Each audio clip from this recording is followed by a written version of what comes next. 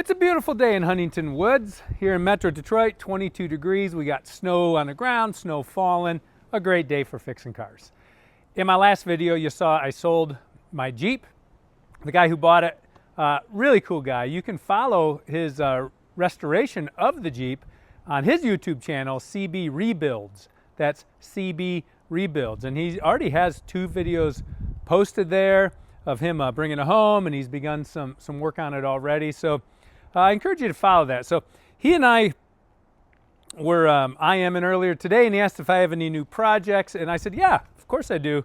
Actually, no, I don't. What I have here is my daily drivers need to be fixed. And so in the empty space here is the aviator and the Rock Auto radiator on it lasted, I think, 4 weeks. And my son called from college, and it had let all the coolant go.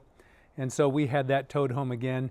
And while it was sitting here in the cold, the back hatch, the latch broke. So I've got a new radiator in here, got to deal with that. On the Equinox, I haven't even told the story of this thing yet, but I've been battling airbag codes on this thing, and I really don't want my kids to be driving it regularly until the airbags are fixed. And I have a whole video on this, introducing it to you, telling you how I got it, the problems with it. And it started when I was in a short sleeve t-shirt. So the video is months old. I really want to finish this and get it out. But the big pressing thing here today is the Sport Track. And I'll tell you a little bit more. It's got a pressing need I have to deal with. So I'm in no way complaining. I mean, this is what I really created my channel for, it's the driveway diagnostics. It's the everyday battle of keeping our daily drivers running. And most importantly, when you hit a hurdle, how do you overcome it with the right tools, the right knowledge, or the right resources, or the right people to ask? So let me give you an idea of what's going on here with this. All right, what I'm dealing with here is a misfire, and I know the cause of it, and I've tried to fix it several times. I'm going to take you all through that, but it's a misfire that I know the problem, I know the root cause, I just don't know how to prevent it. And the thing about a misfire, sometimes when I drive it and this happens, you see the check engine light flashes, which is an indication. If you read your owner's manual, it says shut the vehicle off to avoid permanent damage. And the issue with unresolved misfires, you're going to dump raw fuel and ruin your catalytic converters. So the other cool thing, I do have this Kenwood radio, which shows me code P0304. The P030 codes are misfire codes, and the 04 means misfire on cylinder 4. So let me show you what the root cause of the problem is. I'm under the hood here on the right side, and this vehicle doesn't have a distributor. It has what's called coil on plug. The coil is on the plug, so you have 8 coils on the plugs. And in this back one, I'm going to pull it out of there. It continues to get water down in the spark plug, the coil hole boot area. You can see water, vapor coming out of there. So I'm going to blow the hole out.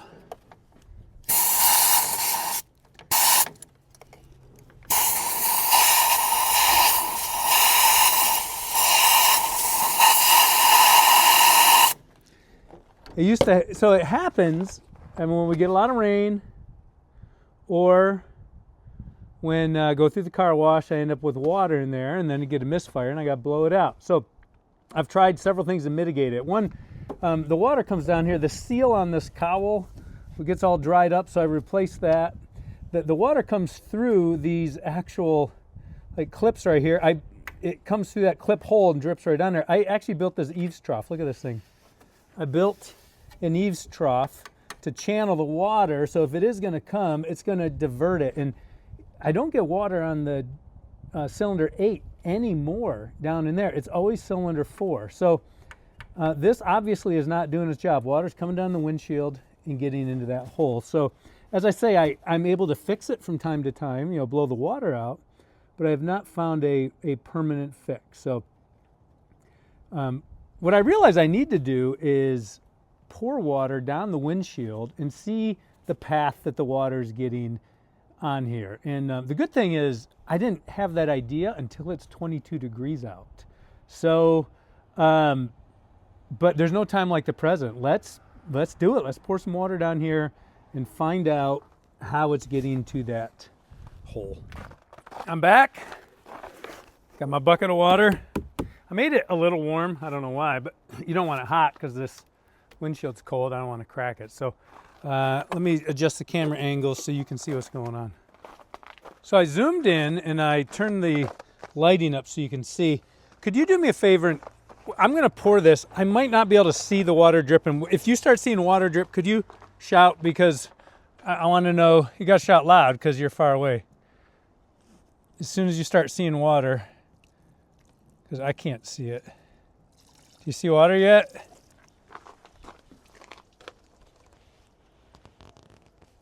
I don't see any water yet.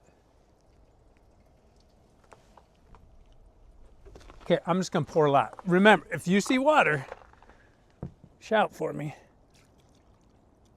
This is probably more than you get in a rainstorm, so it's hard to tell.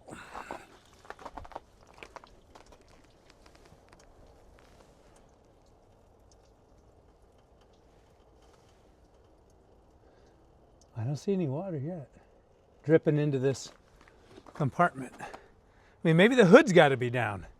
I don't know. Does the hood got to be down? Does it come down the hood? We're going to give it a lot.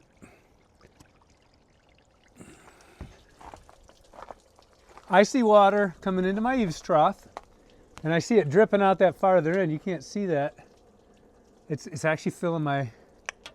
That's cool. It's going down the other end, but nothing is coming onto this coil. I'm going to give the rest of the load here.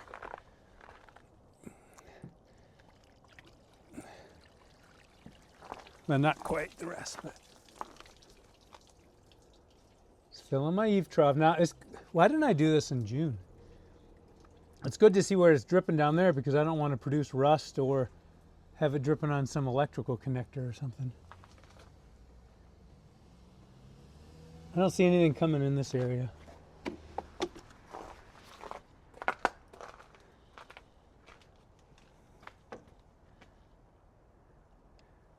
I do see it. I brought you down to the driver's side. You'll see it dripping. You're going to see it dripping. It's kind of dripping here. It's coming out of this. It's actually seems to be, well, it's not coming out of my eave trough. It's actually coming down this here, dripping down here. Maybe it's supposed to. I don't know what kind of electrical connectors, though. It seems like it's dripping here and here. Watch when I dump this water.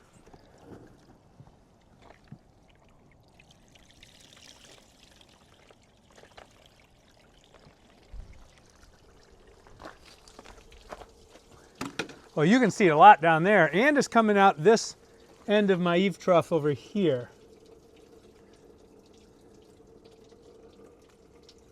But I don't see anything dripping near this coil, except where I really splashed a bunch. Maybe I have to have the hood down, and it comes through the hood. I got to put a camera under the hood. Maybe I'll do that. Okay, I'm putting my phone that is, and a flashlight underneath the hood. Now, I don't have it hooked to my gimbal and my mics, so the audio quality won't be great, but I got you under the hood. I'm going to close the hood. Don't be afraid. Got you a flashlight, and then I'm going to pour water down it. So we'll see if the hood has any factor there. In fact, you're going to be the first to see. You'll know before I do if it worked or not. Here comes the water. Ready? Here comes the water. I'm going to pour some on the hood too, because maybe the hood is a factor. I don't know how it would be.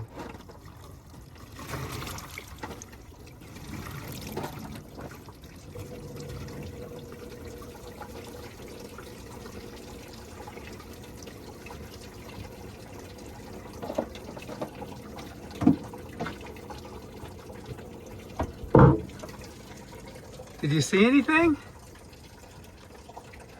I mean, There's water actually all over the intake. Maybe because water all over this intake. Maybe because I poured it too hard. Actually, I got to watch the video now. I got to see what you saw to see what really happened. It's dripping out of my little eaves trough. That's good. All right, I'm going to check out the video.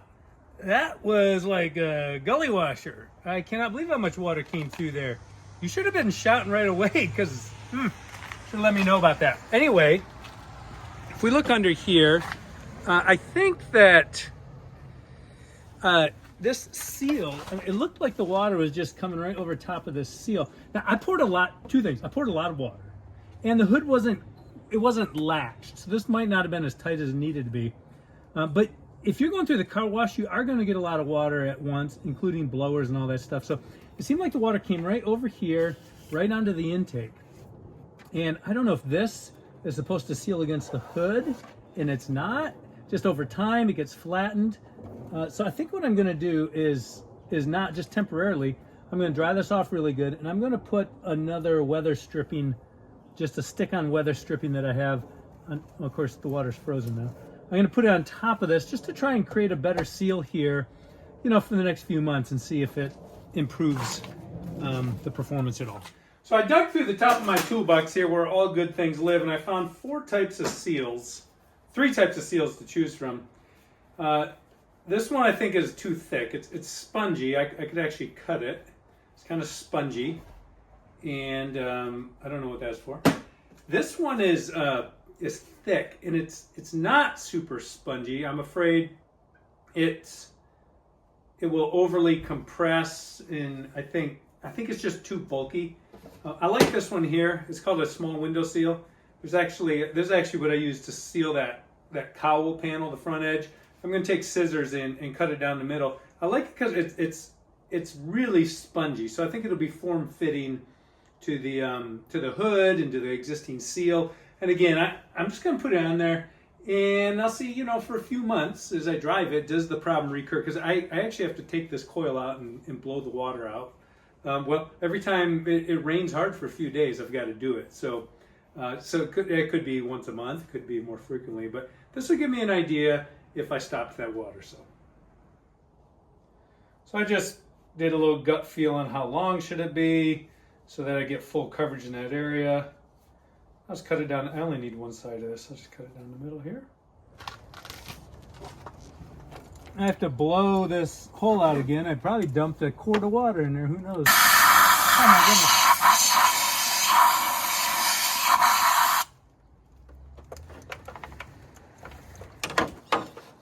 Put my coil back in.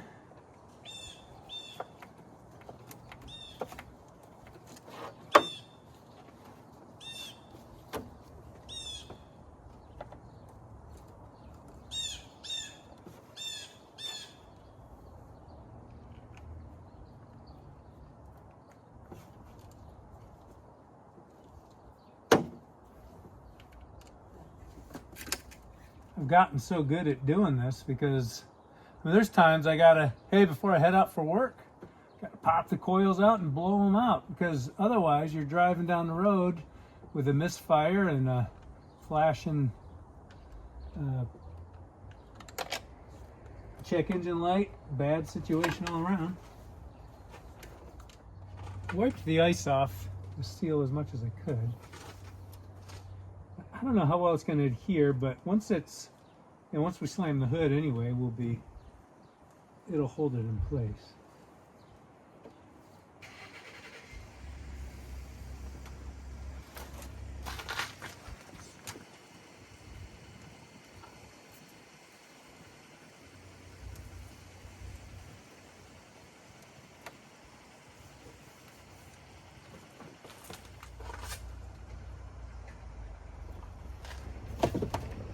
Got all my tools, flashlight, such nuts, whatnots. All right, here we go. Well, I'll give you an update after I've had time to drive it in the rain and stuff like that. But here's just a couple thoughts about this. One, I can't be the only Explorer driver with this kind of problem. They made these things for a lot of years. And actually, the eaves trough idea, I did read that on a forum. I think that the Sport Track website, guys were talking about how to deal with this thing. So I actually got that idea online anyway. Two, they weren't designed this way. So there's some sort of breakdown in some sort of water management. And as I mentioned, there was the seal along here gets dried and cracked. I replaced that. There's a seal where those little push pins go through.